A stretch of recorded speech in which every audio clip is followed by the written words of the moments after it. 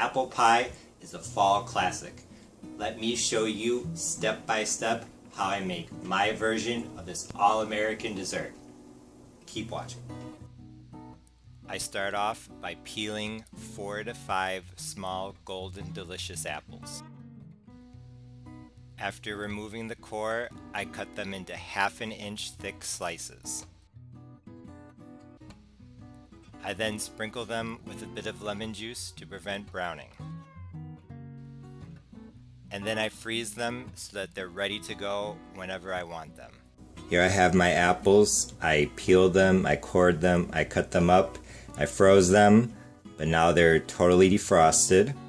I'm going to add my brown sugar, white sugar, cornstarch, cinnamon, salt, and now stir to combine.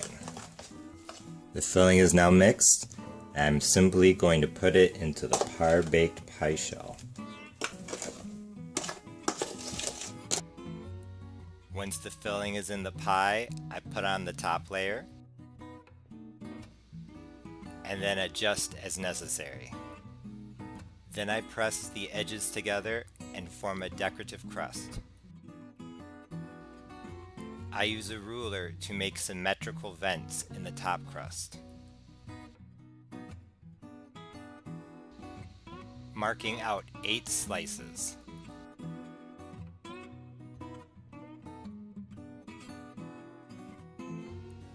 I sprinkled the top with some white and brown sugar to give some crunch.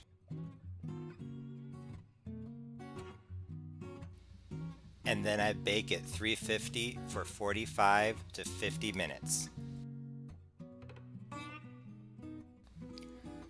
Although some might find it odd that I used Golden Delicious apples instead of Granny Smith, Golden Delicious are sweeter and have more of an apple flavor, yet still have a high pectin content. So they hold up to baking pretty well. If you've never baked with Golden Delicious apples, give them a try. You won't regret it. Honestly, this was one of the most aesthetically pleasing pies that I had ever made. And most importantly of all, it was not runny.